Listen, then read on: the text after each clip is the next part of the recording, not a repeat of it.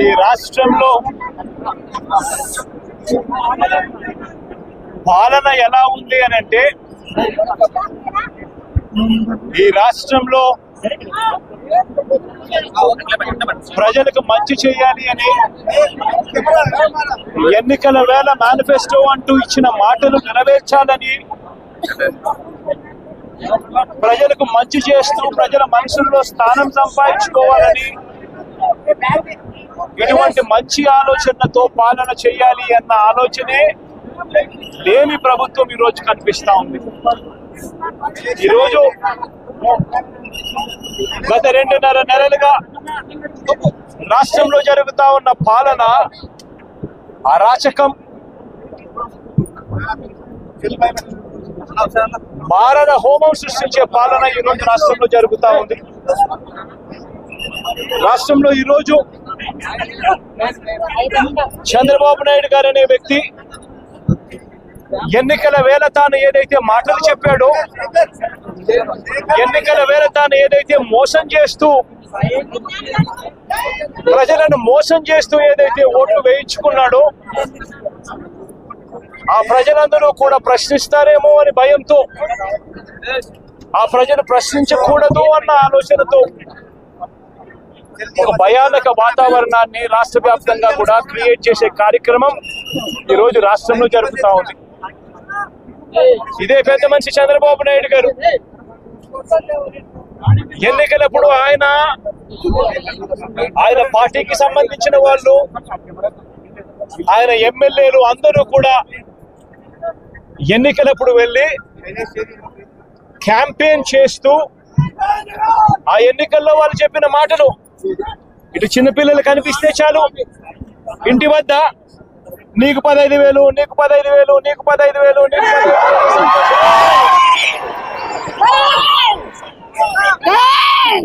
అని మాటలు, అని ప్రలోభాలు పెట్టడము. ఇలాంటి అక్క చెల్లెమ్మలు కనిపిస్తే, ఆ పిల్లల అమ్మలు కనిపిస్తే నీకు 18,000 సంతోషమా అని చెప్పి అడగడం. ఇలాంటి పెద్దమ్మలు కనిపిస్తే, ఇలాంటి ఎవరు కనిపిస్తే నీకు 4,000 సంతోషమా. ఇలాంటి నిరుద్యోగి ఎవరైనా కనిపిస్తే, ఇలాంటి చదువుకున్న వాళ్ళు, ఇలాంటి నిరుద్యోగి ఎవరైనా ఇంట్లో కనిపిస్తే నీకు 3,000 రూపాయలు, నీకు 3,000 రూపాయలు నిరుద్యోగ ప్రతి సంతోషమా అని చెప్పి ఎన్నికలప్పుడు ఓట్లు అడిగి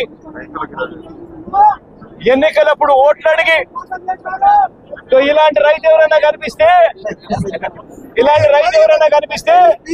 నీకు 20,000 రూపాయలు సంతోషమా అని చెప్పి ఆ రైతులు అడగడం.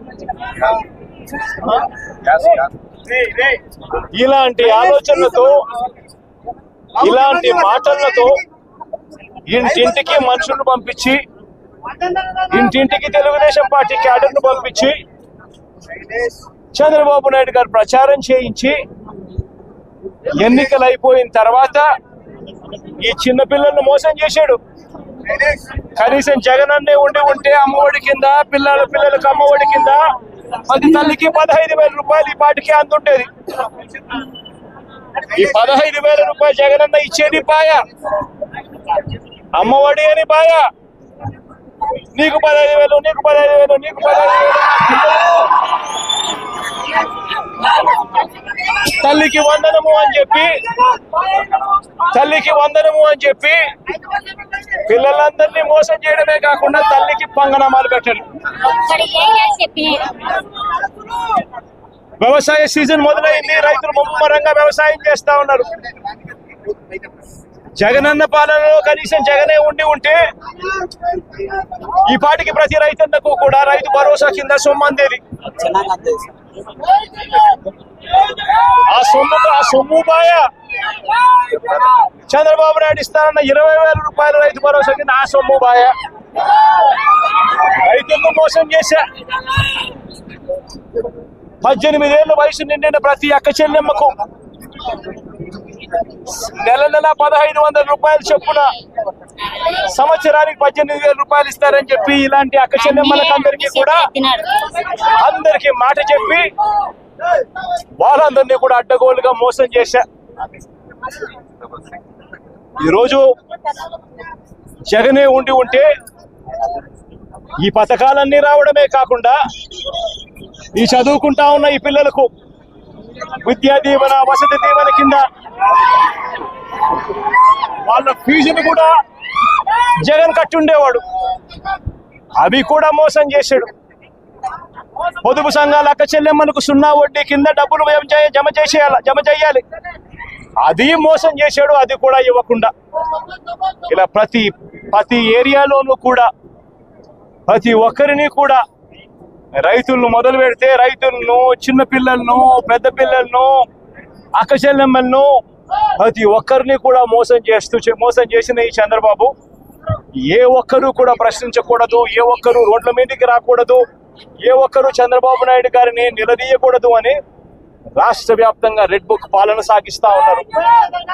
రెడ్ బుక్ పాలనలో చంద్రబాబు నాయుడు ఆయన కొడుకు రాష్ట్రంలో రెడ్ బుక్ పాలన వాళ్ళు తెరిచి కక్ష సాధింపు చర్యలు వాళ్ళు చేస్తా ఉంటే అక్కడి నుంచి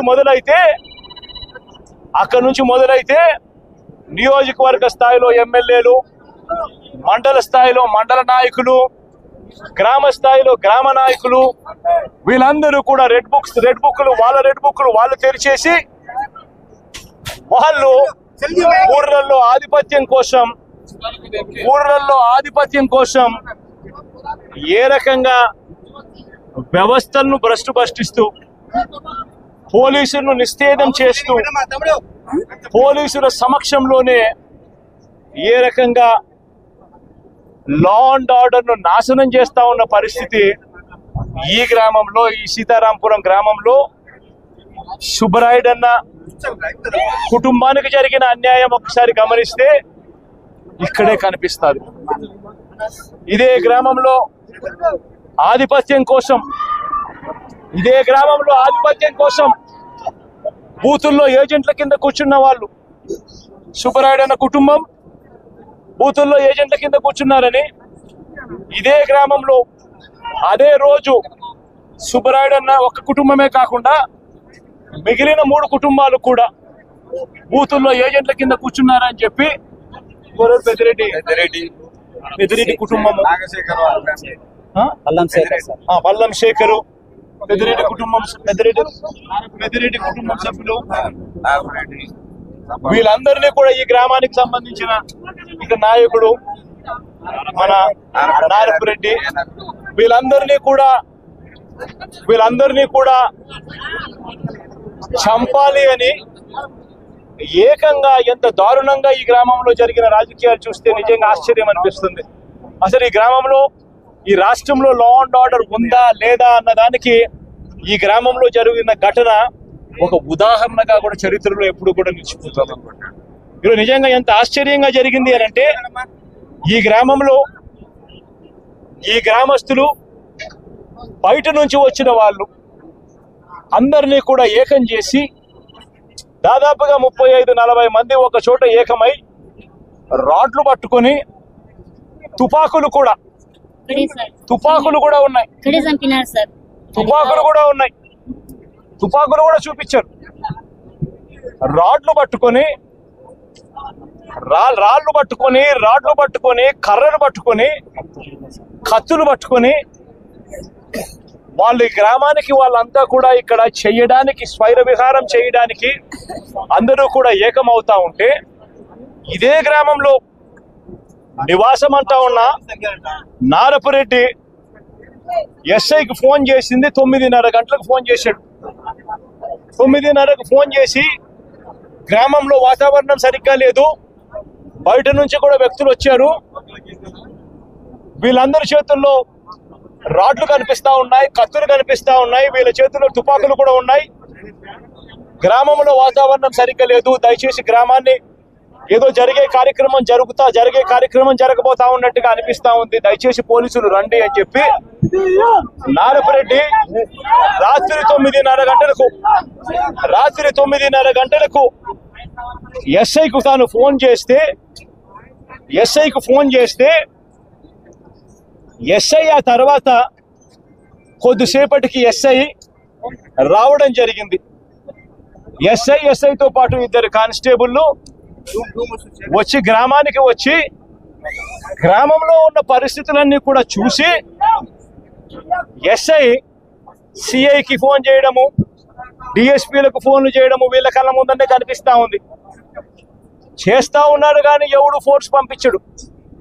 మనుషులు కనిపిస్తా ఉన్నారు కానీ అక్కడే కానీ ఎవడు కూడా ఆపే కార్యక్రమం చేయరు. చేతుల్లో రాడ్లు కనిపిస్తా ఉన్నాయి, చేతుల్లో కత్తులు కనిపిస్తా ఉన్నాయి, మనుషులు తిరుగుతా ఉన్నారు, మనుషులు ఏదో ఘటన జరగబోతా ఉందని తెలుస్తా ఉంది. అయినా కూడా ఎస్ఐ ప్రేక్షక పాత్రే పోషిస్తాడు. ఎస్ఐతో పాటు వచ్చిన ఇద్దరు కానిస్టేబుల్ ప్రేక్షక పాత్రే పోషిస్తారు. ఎస్ఐ సిఐకి ఫోన్ చేస్తా ఉన్నట్టుగా, డిఎస్పీకి ఫోన్ చేస్తా ఉన్నట్టుగా, మిగతా వాళ్ళకి ఫోన్ చేస్తా ఉన్నట్టుగా వీళ్ళకు గ్రామంలో కనిపిస్తా ఉంది కానీ ఏ ఒక్కరూ కూడా రారు. పోలీసులు అదనపు బలగాలు రావు. సాక్షాత్తు పోలీసుల సమక్షంలో ఇదే సీతారాంపురం అనే ఇదే గ్రామం జిల్లా కేంద్రమైన నంద్యాలకు కేవలం 15 కిలోమీటర్ల దూరంలో ఉంది. కేవలం 10 కిలోమీటర్ల దూరంలోనే ఉంది. 15 కూడా కాదు, 10 కిలోమీటర్ల దూరంలోనే ఉంది. 10 కిలోమీటర్ల దూరంలో జిల్లా హెడ్ క్వార్టర్స్. ఆ జిల్లా హెడ్ క్వార్టర్స్ లో ఎస్పీ ఉంటాడు. ఆ జిల్లా హెడ్ క్వార్టర్స్ లో ఎస్పీ ఉంటాడు. ఆ జిల్లా హెడ్ క్వార్టర్స్ లో ఎస్పీ ఉంటాడు. ఇక్కడ నుంచి కేవలం 10 నిమిషాల దూరంలోనే డిఎస్పీ ఆఫీసు. ఇక్కడ నుంచి డిఎస్పీ ఆఫీసు కేవలం 10 నిమిషాల దూరం. ఎస్పీ ఉండేది కేవలం 10 కిలోమీటర్ల దూరంలో ఎస్పీ ఉన్నాడు నంద్యాల హెడ్ క్వార్టర్స్ లో. ఇటువంటి పరిస్థితుల్లో ఈ గ్రామానికి కన్నా పోలీసులు కన్నా పంపించి ఉండింటే, ప్రొటెక్షన్ పంపించి ఉండింటే ఈ గ్రామంలో ఘటన జరిగి ఉండేది కాదు. సాక్షాత్తు ఎస్ఐ చూస్తా ఉన్నాడు, సాక్షాత్తు కానిస్టేబుల్ చూస్తా ఉన్నారు. వీళ్ళందరూ చూస్తా ఉండగానే అదనపు బలగాలు ఏ ఒక్కరూ కూడా ఇక్కడికి రాకుండా 12:20 ఏకంగా స్వైర విహారం చేస్తూ ఏకంగా ఇక్కడే ఇదే స్పాట్ లోనే ఈ గ్రామానికి సంబంధించిన అన్యాయమైన నాయకుడు, ఇక్కడ సంబంధించిన ఎమ్మెల్యేకి సంబంధించిన ప్రోద్బలం, ఇక్కడికి సంబంధించిన చంద్రబాబు నాయుడు గారు, లోకేష్ గారు, వాళ్ళిద్దరి అండదండలు, వీళ్ళందరి అండదండలతో పోలీసులు ఎవరు కూడా పంపించకుండా, పోలీసులు ఎవరు కూడా ఇక్కడికి రాకుండా సాక్షాత్తు ఎస్ఐ సమక్షంలో, సాక్షాత్తు ఇద్దరు కానిస్టేబుల్ సమక్షంలో స్వైర విహారం చేస్తూ ఏకంగా నరకడం జరిగారు. సుబ్బరాయుడిని హతమార్చారు, మిగతా ఇద్దరిని కొట్టారు, మిగతా 2 కుటుంబాలలో కొట్టారు. చివరికి సుబ్బరాయుడు భార్య పెద్దమ్మను నరికారు. ఇవన్నీ ఇక్కడే జరిగాయి, ఇదే గ్రామంలో జరిగాయి. కానీ ఎస్ఐ కానీ కానిస్టేబుల్ కానీ ఎవరు కూడా ఆపగలిగే పరిస్థితి కూడా లేదు. ఆపగలిగిన పరిస్థితి దేవుడెరుగు. అడిషనల్ ఫోర్స్ రాకపోవడం కదా దేవుడెరుగు. చివరికి వీళ్ళు హత్య చేసిన తర్వాత 12:59 ఆ ఫోన్ చేసిన 9:30 ఫోన్ చేసిన ఎస్ఐ ఊరికి వస్తే ఎస్ఐ నారపరెడ్డిని నువ్వు పోలీస్ స్టేషన్కి వెళ్ళిపో అని చెప్పి ఎస్ఐ చెప్తే నారపరెడ్డి పోలీస్ స్టేషన్ లో ఉండి 12:59 అంటే 1 గంటకు జరిగిన ఘటన తెలుసుకుని పోలీస్ స్టేషన్ నుంచి నారపరెడ్డి ఎస్పీకి ఫోన్ చేస్తాడు. ఎత్తే పరిస్థితి ఉండదు. మనుషులు అక్కడే ఉన్నారు, చంపినారు, వాళ్ళని కనీసం పట్టుకోండి, జరిగింది ఇన్సిడెంట్ నాకు తెలుస్తా ఉంది, నేను ఫోన్ చేస్తా ఉన్నాను, మా ఇంటి దగ్గర సీసీ కెమెరాలు ఉన్నాయి, సీసీ కెమెరాల దగ్గర నుంచి వచ్చిన ఫుటేజ్ నా ఫోన్ లో కూడా లోడ్ అవుతా ఉంది, మీకు కూడా పంపిస్తా ఉన్నాను, కావాలంటే చూసుకోండి, చెయ్యండి. ఎస్ఐలు అక్కడే ఉన్నారు, ఎస్ఐ సమక్షంలోనే ఇవన్నీ జరుగుతా ఉంది అంటే అప్పటికి కూడా పట్టుకునే దానికి కూడా కనీసం అదనపు ఫోర్స్ రాదు. చివరికి చంపినోళ్ళు ఊరు దర్జాగా విడిచిపెట్టి వెళ్లే పరిస్థితి. చంపేసి ఎస్ఐ సమక్షంలో, కానిస్టేబుల్ సమక్షంలో, 2 కానిస్టేబుల్ సమక్షంలో చంపేసి ఊరు కూడా విడిచిపెట్టి వెళ్ళిపోతా ఉన్నారు చంపేసిన వాళ్ళు. వాళ్ళను కనీసం పట్టుకునే నాతుడు లేడు. పోలీసులు పట్టుకునే దానికి కూడా కనీసం పోలీసులు రాలా. ఇన్సిడెంట్ జరిగిన తర్వాత 12:59కి ఫోన్ చేశాడు నారపరెడ్డి ఎస్పీకి. మళ్ళీ రాత్రి 1:08 మళ్ళీ ఫోన్ చేశాడు నారపరెడ్డి ఎస్పీకి. మళ్ళీ 1:08 ఫోన్ చేసి తాము ఎస్పీ ఆఫీస్కు వస్తున్నామంటూ నారపరెడ్డి నేరుగా జిల్లా ఎస్పీకి ఫోన్ చేశాడు. అయినా పట్టించుకునే పరిస్థితి లేదు. చంపిన వాళ్ళను వెళ్ళిపోయేట్టుగా సహకరించిన పోలీసులు ఆ తర్వాత మళ్ళీ 3:18 మళ్ళీ ఎస్పీకి మళ్ళీ నారపరెడ్డి ఫోన్ చేశాడు. హంతకుల ముఠాలో ఒక వ్యక్తిని అతి కష్టం మీద మేము పట్టుకోగలిగినాము. ఆ పట్టుకున్న వ్యక్తిని మీ దగ్గరికి తీసుకొని వస్తాము, మీకు సరెండర్ చేస్తున్నాము, ఆ మనిషిని తీసుకోండి, మీరు అరెస్ట్ చేసి మిగతా వాళ్ళని కూడా పట్టుకునే కార్యక్రమం చేయండి అని 3:18 ఆయన ఫోన్ చేస్తాడు. మీ దగ్గరకు ఆఫీస్కి వచ్చినాము, ఆఫీస్ బయటనే మేము ఉన్నాము, దయచేసి మీరు రండి అని చెప్పి ఎస్పీకి చెప్తాడు. చివరికి ఎస్పీ రాత్రి 3:20 నారపరెడ్డికి ఫోన్ చేసి మీరు పట్టుకున్న రమణ అనే వ్యక్తిని నంద్యాల 3 టౌన్ పోలీస్ స్టేషన్ లో అప్పగించాలని చెప్తాడు ఎస్పీ. తర్వాత కొందరు పోలీసులు వచ్చి రమణను ఎస్పీ ఆఫీసులోకి తీసుకుపోయారు. ఇంత దారుణంగా జరుగుతా ఉంది. నేను అడుగుతా ఉన్నా, కొన్ని సూటు ప్రశ్నలు నేను అడుగుతా ఉన్నా. నేను ఒకటే అడుగుతా ఉన్నా, ఈ గ్రామంలో ఈ ఘటన జరుగుతా ఉంది అని చెప్పి మీకు ఫోన్లు వచ్చినాయి. ఫోన్లు వచ్చిన తర్వాత ఎస్ఐ వచ్చినాడు, కానిస్టేబుల్ సమక్షంలో జరుగుతా ఉన్న విషయాలు చూశాడు. చూసిన తర్వాత కూడా ఎందుకు అడిషనల్ ఫోర్స్ ఈ గ్రామానికి రాలేదు? నా మొట్టమొదటి ప్రశ్న, ఎందుకు రాలేదు? తర్వాత ఎస్ఐ సమక్షంలోనే ఏకంగా మారణకాండ చేస్తూ మనుషులను చంపేసే స్థాయిలోకి చంపేసిన తర్వాత కత్తులతో ఇలా నరికి ఇంకా పలువురిని గాయపరిచిన తర్వాత కూడా ఎందుకు వాళ్ళందరూ కూడా ఈ కార్యక్రమం చేసి మళ్ళీ గ్రామం వెళ్ళిపోయేదాకా వాళ్ళని ఎవరు ఎందుకు పట్టుకునే కార్యక్రమం చేసేదానికోసం కూడా ఎందుకు పోలీసులు రాలేదు?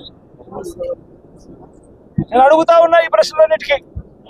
ఎవరు ప్రోద్బలం ఉంది? ఎవరు ఈ పోలీసులను ఆడిస్తా ఉన్నారు? ఏకంగా ఎస్పీ, ఏకంగా సిఐ, ఏకంగా డిఎస్పీలు ఏ ఒక్కరు కూడా అడిషనల్ ఫోర్స్ ను పంపించుకోకుండా పగడ్బందీ ప్లాన్ ప్రకారం మనుషులను చంపేసిన వాళ్ళు ఊర్లు కూడా విడిచిపెట్టి వెళ్ళిపోయే పరిస్థితి క్రియేట్ చేసి అప్పటికి కూడా ఫోర్స్ రాకోకుండా కూడా వీళ్ళు ఆపగలిగినారు అని అంటే ఏ స్థాయిలో కుట్ర జరుగుతా ఉంది అన్నది, ఏ స్థాయిలో రాజకీయ నాయకులు, పోలీసులు, ఏ స్థాయిలో వీళ్ళందరూ కూడా కూడబలుక్కొని భయానక వాతావరణం క్రియేట్ చేస్తా ఉన్నారు అని చెప్పడానికి ఇది ఒక నిదర్శనం కాదా అని అడుగుతా ఉన్నా. నిజంగా లా అండ్ ఆర్డర్ ఉందా అని అడుగుతా ఉన్నా. ఈ రాష్ట్రంలో ఈ ఒక్క ఘటనే కాదు, ఈ రాష్ట్రంలో జరుగుతా ఉన్న ప్రతి ఘటన ఇదే మాదిరిగా ఉంది. మన వినుకొండకు నేను వెళ్ళా, నడి రోడ్డు మీద రఫీ అనే పిల్లోడిని నడి రోడ్డు మీద నరికారు. రఫీ అనే పిల్లోడిని నరికారు. ఇలాంటి ఘటనలన్నీ కూడా రాష్ట్రంలో చాలా జరిగాయి. దాదాపుగా 30కి పైగా ఇదే శ్రీశైలం కాన్స్టిట్యున్సీలో ఇంకొక ఘటన. రైల్వే స్టేషన్, ఈయన పేరు సుబ్బరాయుడే, ఈయన పేరు దాసు. వాళ్ళ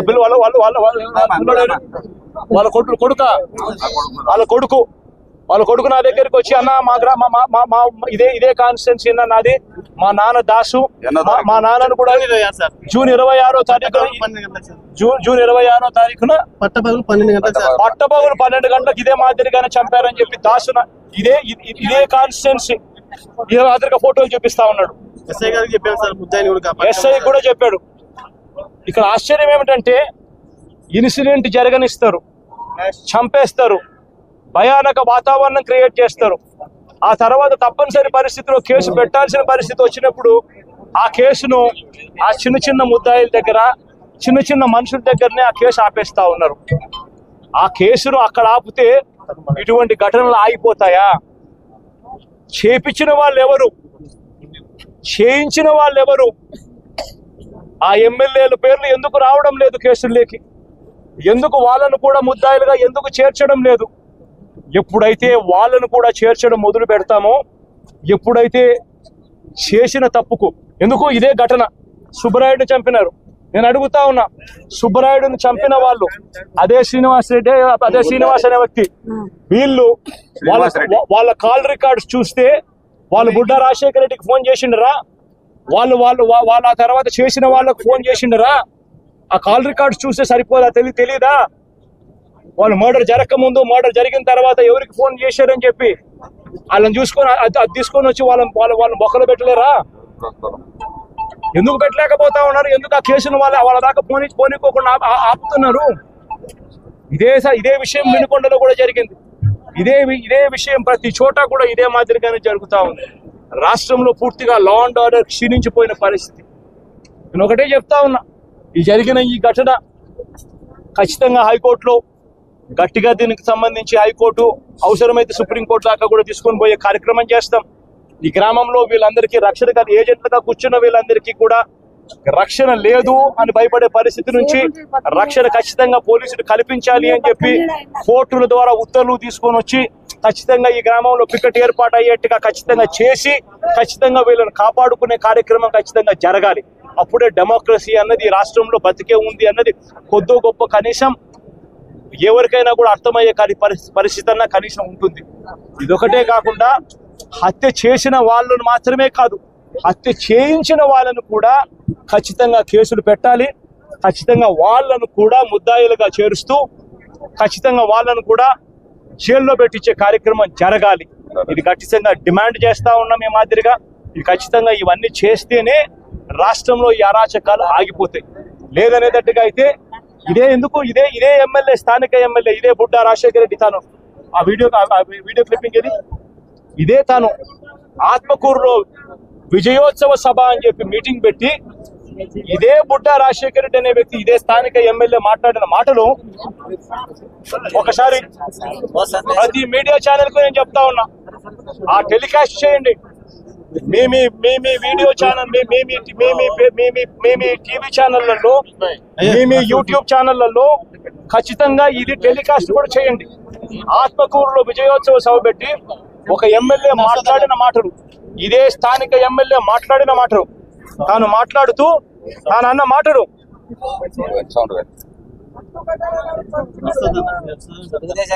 మోసం దేశం పచ్చపిల్లలు ఇచ్చి అందరిని నంపమని పంపించారు.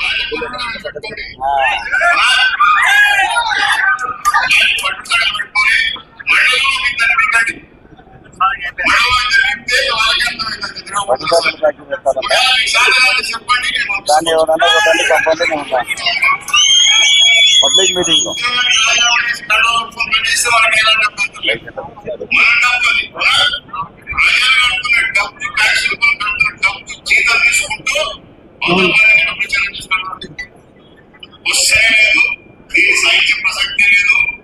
మండలానికి దాన్ని చంపాలంట అంటారా?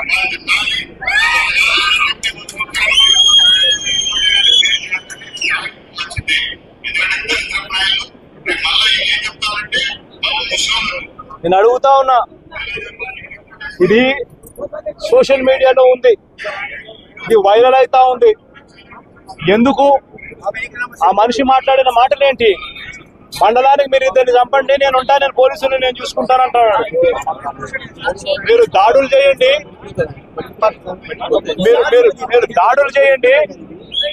మీరు దాడులు చేయండి, మీరు చంపండి, పోలీసులు నేను చూసుకుంటాను, కేసులు నేను చూసుకుంటాను అని చెప్తా ఉన్నాడు. విజయోత్సవ సభ పెట్టి మండలానికి ఇద్దరినన్నా కానీ కనీసము చంపండి అని చెప్తా ఉన్నాడు. నేను అడుగుతా ఉన్నా, ఇంత దారుణంగా స్థానిక ఎమ్మెల్యేలు మీటింగులు పెట్టి చంపమని చెప్పి చెప్తా ఉంటే పోలీసులు ఎందుకు కేసు పెట్టడం లేదని అడుగుతా ఉన్నా. లా అండ్ ఆర్డర్ బ్రతకాలి అని అంటే, ఇది ఆగిపోవాలి, రాష్ట్ర వ్యాప్తంగా కూడా ఆగిపోవాలి అని అంటే చంపిన వాళ్ళను మాత్రమే ఇరికించడం, చంపిన వాళ్ళని మాత్రమే కాదు కేసుల్లో పెట్టడం, ఆ చంపిన వాళ్లకు ప్రొటెక్షన్ ఇచ్చే వాళ్ళను కూడా ఎప్పుడైతే స్టేషన్లలో పెట్టడం మొదలు పెడతామో అప్పుడే ఈ రాష్ట్రంలో లా అండ్ ఆర్డర్ నిలబడుతుంది. నేను ప్రతి ఒక్కరికి కూడా విజ్ఞప్తి చేస్తా ఉన్నా, ఈ రాష్ట్రంలో పూర్తిగా లా అండ్ ఆర్డర్ చేతులు దాటిపోయే పరిస్థితి రాకమునిపే మేల్కోండి అని చెప్తా ఉన్నా. ఎడ్యుకేట్ చేయాల్సిన అవసరం ఉంది, అవేర్నెస్ క్రియేట్ చేయాల్సిన అవసరం ఉంది, దీనిని ఆపాల్సిన అవసరం ఉంది అన్నది ప్రతి ఒక్కరు కూడా గుర్తించమని కోరుతా ఉన్నా. ఖచ్చితంగా జరుగుతా ఉన్న ఈ అన్యాయాన్ని అందరం కలిసికట్టుగా పోరాటం చేద్దాము అని చెప్పి అడుగుతా ఉన్నా. ప్రతి మీడియా ఛానల్ కు నేను కోరుతా ఉన్నా, ఇవన్నీ ప్లే చేయండి. కేవలం వాళ్ళని మాత్రం చంపిన వాళ్ళని మాత్రమే ఆపాకండి, చంపించిన వాళ్ళని కూడా తీసుకొని రావాలి. ఈ చంపించిన వాళ్లకు సపోర్ట్ చేస్తా ఉన్న ఈ నారా లోకేష్ అనే వ్యక్తి, చంద్రబాబు నాయుడు అనే వ్యక్తిని కూడా ముద్దాయిలుగా చేరిస్తే తప్పనిచ్చి ఈ రాష్ట్రంలో లా అండ్ ఆర్డర్ బతకదు అని కూడా ఈ సందర్భంగా తెలియజేస్తా ఉన్నా. సార్ ఇప్పుడు 59 కేసులు ఉన్నాయి. జగన్ హత్య రాజకీయాలు, జగన్ శివపర్తి తప్ప హత్య చేస్తే మాట్లాడాలి.